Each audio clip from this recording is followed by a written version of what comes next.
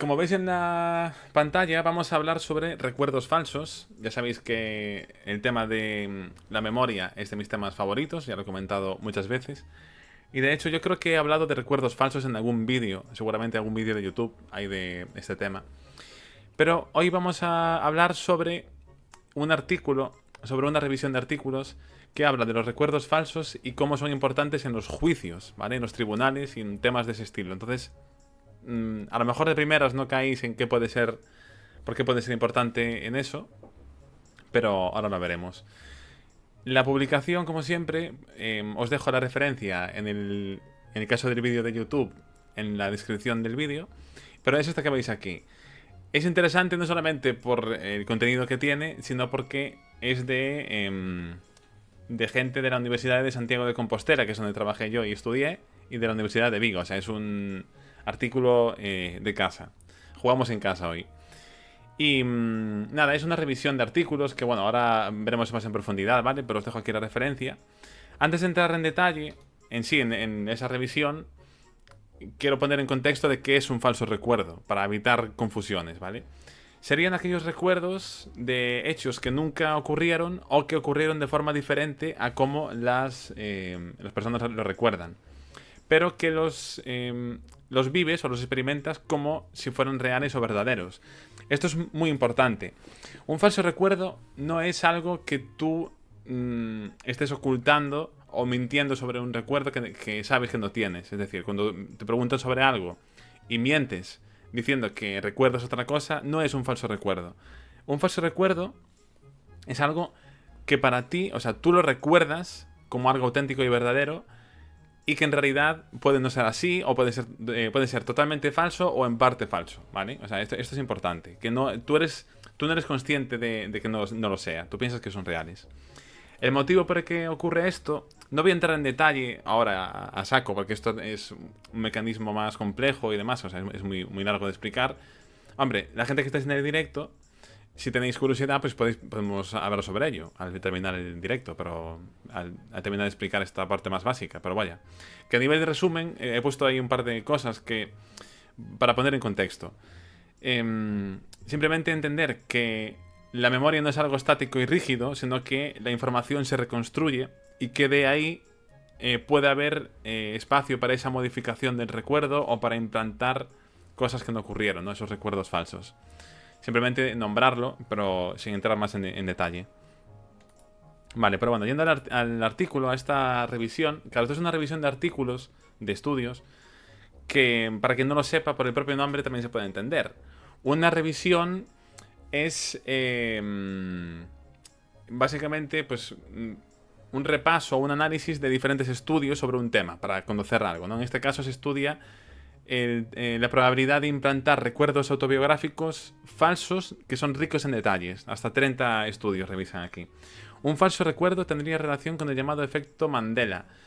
Pues no sé si exactamente si tiene un nombre específico el tema del efecto Mandela, ¿no? De recuerdos de eventos históricos que han sucedido y que nosotros recordamos como de una manera que no fueron así, pero claramente ahí eso es una parte de recuerdo falso. O sea, cuando tú recuerdas algo de un evento, ¿no? Que, por ejemplo, pues eso, el efecto Mandela. Yo cuando pasó fueron el 11 de septiembre, estaba en este sitio.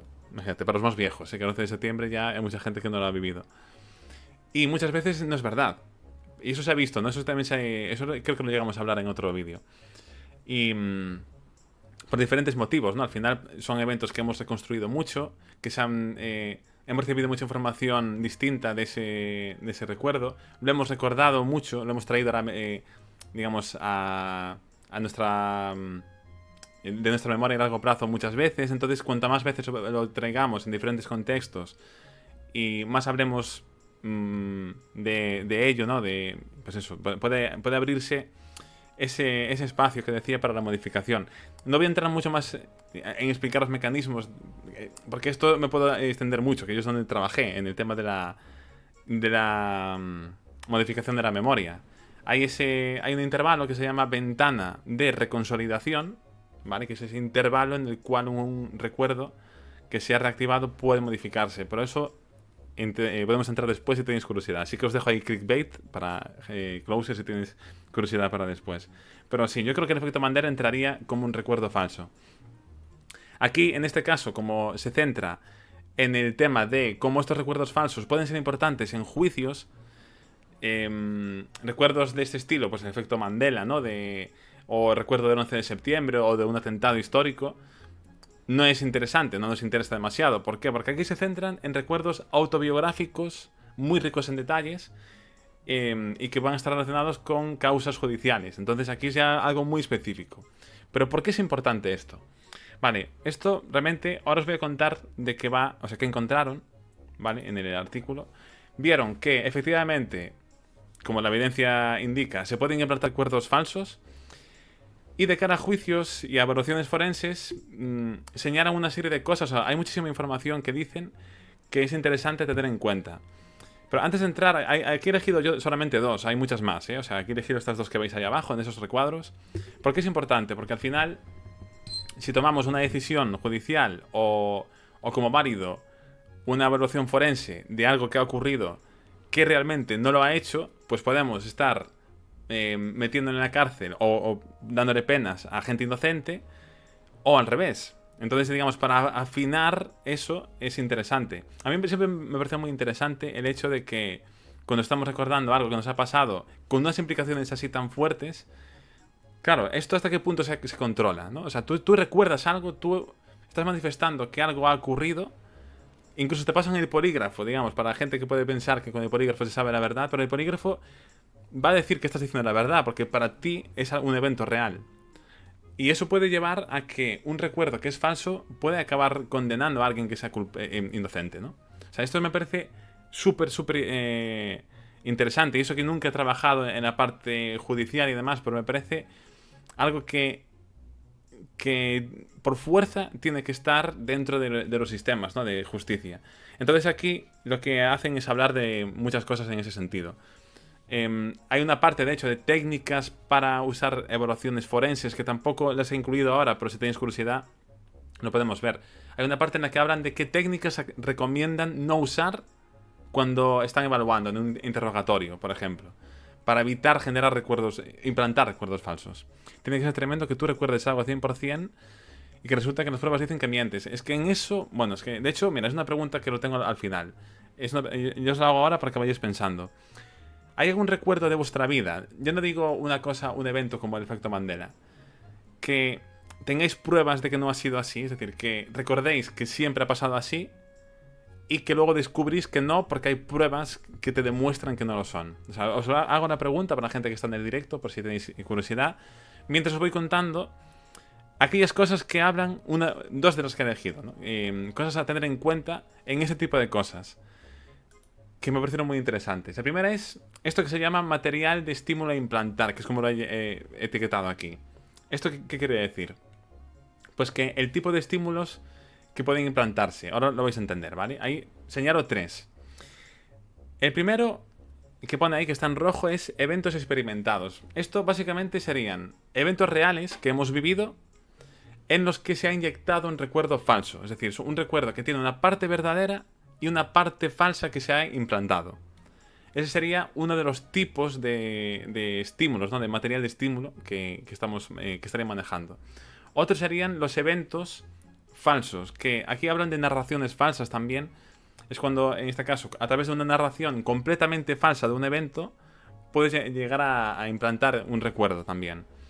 La diferencia con el anterior es que en el otro había parte de verdad, era un evento real que había ocurrido, y a través de narraciones pues puede implantar un recuerdo, una parte falsa en el recuerdo. En el evento falso directamente, por lo que he entendido, si no me equivoco, quizá me equivoque, esto, si alguien que ha hecho el artículo o que sabe más, que ha entendido mejor el artículo, puede corregirme, pero entiendo que de eventos falsos se refiere a narraciones en las que el 100% es contenido creado. Es otro de los tipos, ¿no? de estímulos. Y también hablan de fotografías. Aquí cambia el tipo, aquí ya es una imagen, no es una narración. Fotografías manipuladas. Estos tipos de estímulos, estos tres tipos, o sea, dos que son narraciones y uno fotos, se han visto que se pueden implantar recuerdos falsos con estas. O se pueden, son efectivos. Pero dentro de esos tres, el que más peso tiene es el primero, el de eventos experimentados. O sea, es en el que mayor casos se ha visto de que es más fácil implantar recuerdos falsos o en más cantidad. Claro, podéis poner por qué creéis que es así. Y el tema es que precisamente en estos eventos experimentados es en los que hay que ir mucho más fino, porque tienen matices a tener en cuenta. Y podéis poner también, ¿por qué creéis, la gente que estáis en directo, que son más delicados estos? Yo os lo voy a comentar ahora, pero si tenéis alguna teoría podéis poner un poco. ¿Por qué creéis que son más delicados de tratar los eventos experimentados en los que hay parte de verdad y parte de mentira a un recuerdo narrado falso o una fotografía manipulada? Aquí lo que comentan es que lo complicado de estos se debe a lo difícil que es saber qué parte del relato es verdadera y qué parte puede ser falsa. Porque claro, tú no puedes asumir que todo es verdad o que todo es mentira, porque la otra persona, como decíamos antes, considera que es real. O sea, tiene la percepción de que es real todo el relato.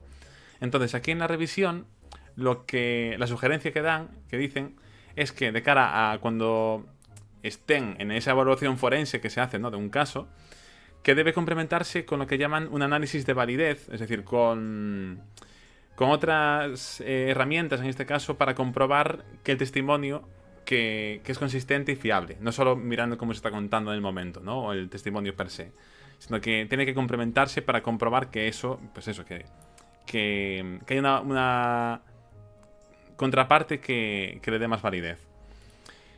Porque es precisamente muy delicado. No sabes hasta qué punto puede ser cierto o no. Porque la otra persona, para esa persona es real. Y luego hay este segundo punto, que este me ha parecido muy interesante. Este lo traigo, ¿por qué? Porque hablan de que los eventos positivos también pueden ser implantados. Y diréis, oye, pero si son positivos, da igual, ¿no? No. ¿Por qué? Porque el caso que pongo ahí en el ejemplo.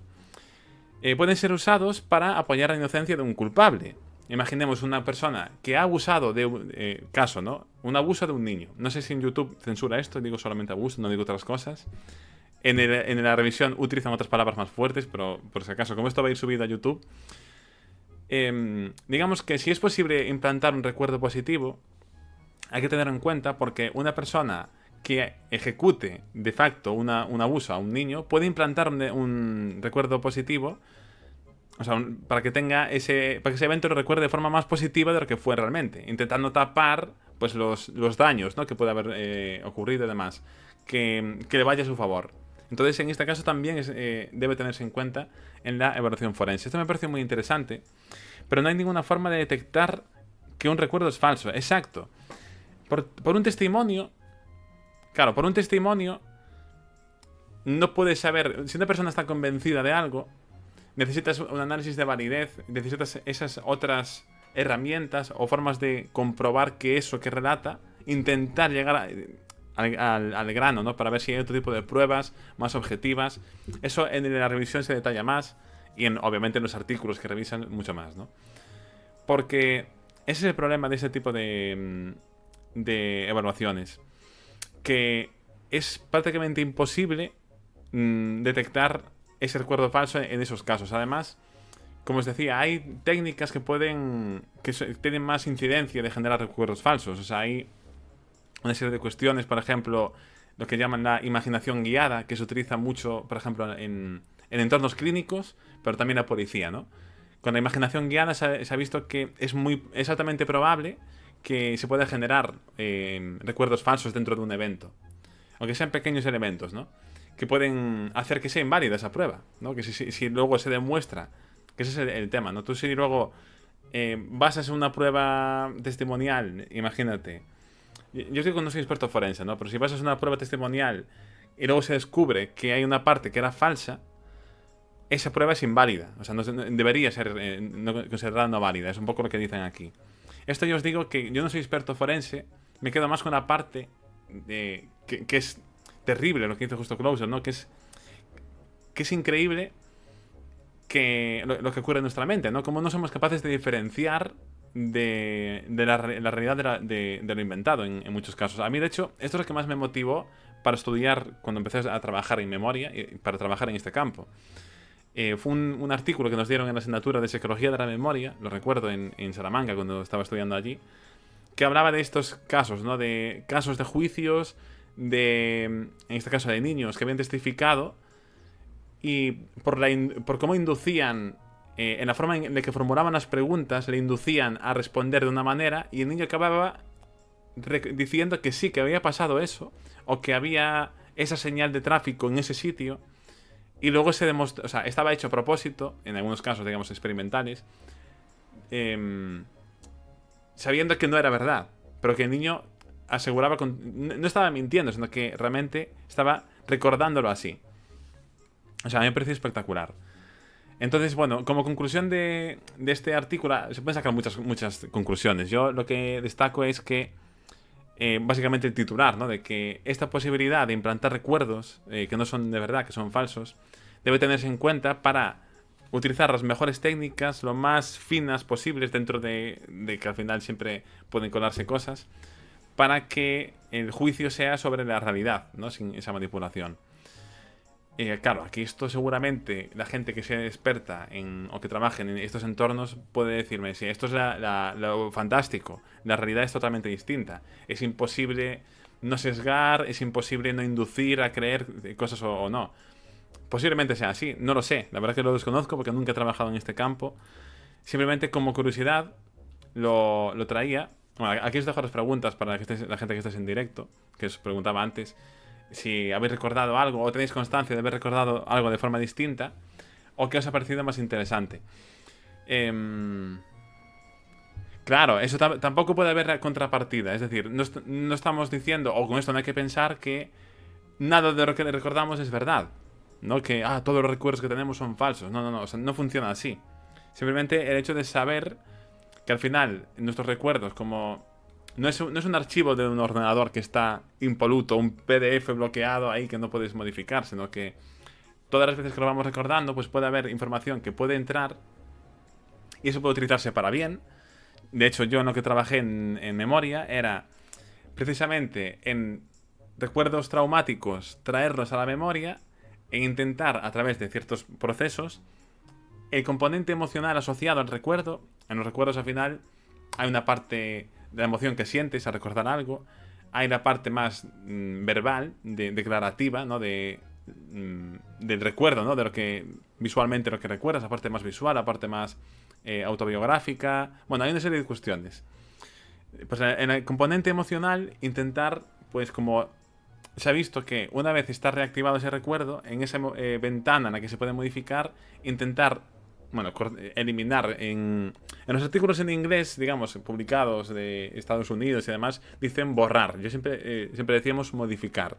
Digamos, rebajar ese componente de miedo, de ansiedad o lo que sea, asociado, para poder recordar esos eventos sin esos síntomas de ansiedad asociados. Claro, estoy ya yéndome un poco para ramas, pero al final no es que sea un recuerdo falso, sino que está el mismo mecanismo, ¿no? Pero bueno, el tema de los recuerdos falsos, ya os digo, a mí siempre me ha parecido increíble, porque yo creo que todo el mundo los tenemos, y el tema es que en nuestro día a día no podemos demostrar cuáles son verdaderos y cuáles son falsos. Al final, cosas que nos han pasado solo a nosotros, que no tenemos a nadie al lado que nos pueda demostrar que fue de otra manera, muchas veces es imposible, ¿no? Salvo que haya fotos o vídeos que demuestren lo contrario. De hecho, a David y a mí nos pasó hace poco de un vídeo que recordábamos que habían dicho de una manera, o sea, era un vídeo de un videojuego, de hecho, y que estábamos convencidos de que era así. Lo buscamos el videojuego, el vídeo y tal, y no era así. O sea, era un vídeo dentro de un videojuego. Y eso lo inventamos nosotros con el paso del tiempo, y nosotros lo recordamos como si fuese, yo lo recuerdo, o sea, en mi cabeza está la imagen diciendo esa frase, esa persona del vídeo, y no es verdad. Fue a base de recordarlo que fuimos añadiendo elementos, que fuimos por el paso del tiempo, lo recordamos 1000 veces ese vídeo, y mezclamos cosas. Entonces al final fue lo mismo y no fue verdad. En este caso es algo anecdótico, pero claro, imaginaos en un caso en que hay una pena, ¿sabes? Tú imagínate que alguien dice, no, es que Dani me metió un puñetazo tal día. Y no es verdad. O sea, yo sé que no es verdad. ¿Qué pasa? Si no hay pruebas grabadas de que yo no le pegué un puñetazo y esa persona le llevan a la mayor experta en detectar que la gente miente o no. incluso con polígrafo, la persona si cree que que pasó así, es, o sea, es complicadísimo sin otras pruebas demostrar que no es verdad ese recuerdo. Entonces, claro, tampoco también es eso. O sea, no, esta información es como curiosidad, porque siempre me parecido muy interesante, pero no implica que todos los recuerdos sean falsos. Al final, los recuerdos, lo que sí que es verdad es que los recuerdos, prácticamente, cuando ha pasado mucho tiempo, el recuerdo que tenemos de algo que hemos recordado muchas veces de hace muchos años, no es tal cual ocurrió.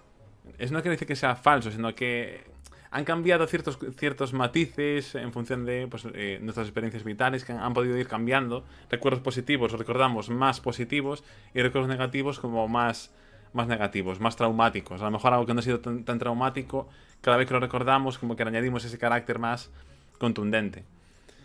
Porque al final es eso, la memoria no es algo rígido y estático de que esté un archivo guardado, ¿no? Sino que de hecho es algo que, como decía antes, hay diferentes componentes de un recuerdo. Tienes un componente visual, tienes un componente sonoro, un componente olfativo. El olfato, de hecho, es algo que no sé si os ha pasado alguna vez, de oler algo y se os viene un recuerdo a la mente por un olor. O sea, hay muchos componentes que forman parte de la memoria, que están así entrelazados en nuestra cabecita, y que es algo tremendamente complicado, yo os digo. Pero nada, que a mí me pareció muy interesante, y como fue uno de los motivos por los que trabajé durante años en memoria, pues también quería traeroslo. Y además que este artículo es de bueno, de Ramón Arce, como veis, que este fue, a mí no me dio clase, pero sí que estaba dentro de, pues bueno, o sea, fue compañero de mis jefes de laboratorio y demás. O sea, da clase a la Universidad de Santiago, bueno, daba, no sé si sigue dando, me imagino que sí. Entonces nada, lo tenéis ahí, eso, lo dejaré en el vídeo de YouTube, en la referencia. Gracias, Krauser. Bueno, no sé si tenéis alguna pregunta o duda mayores, que la verdad que pues las que habéis hecho son interesantes, están bien preguntadas, la verdad. Y ya os digo, hay más información, mucha más información, pero no quería, o sea, al final era muchísimo. Este me llevó mucho tiempo porque tuve que ir quitando cosas y quitando. Hay una que es la de técnicas para implantar falsos recuerdos, que no la quité porque sea un arma para utilizar. Porque claro, si os digo técnicas para que implantéis falsos recuerdos, decís, oye, mira, ya tengo una guía de cómo manipular a las personas para generar falsos recuerdos. No va en ese sentido, pero era un poco más extenso y tampoco, pues eso, quería ser tan técnico con esto. Simplemente comentar que existe y que bueno, que es aparte de la universidad de aquí, del lado de mi casa. Es para un amigo, pues mira. Pongo aquí algunas. La pongo aquí como despedida. Hablan de la imaginación guiada, que esto os hablé antes de ella, que es algo que se utiliza mucho en contextos clínicos y demás. Pues en interrogatorios policiales o judiciales, pues hay que tener mucho cuidado, sobre todo con esta. Las sugerencias y pistas, la presión para responder en interrogatorios o contrainterrogatorios judiciales, incluso técnicas no directivas también se ha visto que pueden generar esa implantación de recuerdos falsos.